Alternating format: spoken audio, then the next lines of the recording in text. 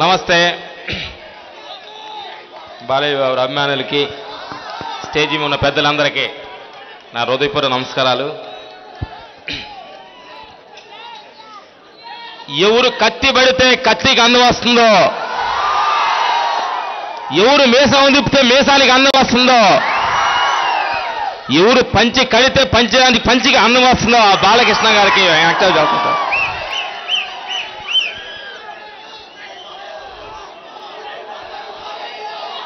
ఈ 100వ సినిమా చిత్రంలో మాకు ఫైట్ మాస్టర్ అవకాశం కల్పించిన ప్రొడ్యూసర్ గారికి, డైరెక్టర్ క్రిష్ గారికి,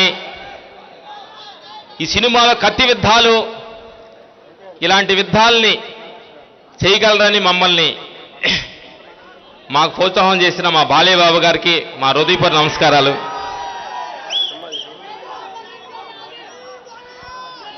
సింహ ఒక విధంగా ఉంటే లెజెండ్ ఇంకొక విధంగా ఉంటే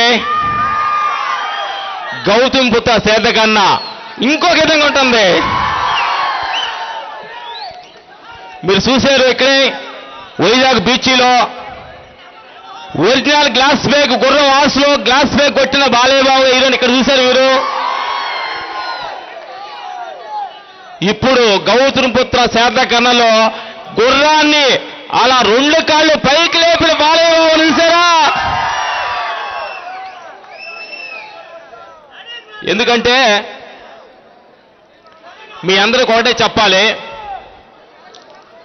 అభిమానుల కోసం బాలయ్య బాబు గారు మేము ఫైట్ చేస్తున్నప్పుడు ప్రతి క్షణం మాస్టర్ గారు నేనేదో ఒకటి చేయాలి, ఏదో నాకు ఒక రిస్క్ అయింది చెప్పండి అని చెప్పి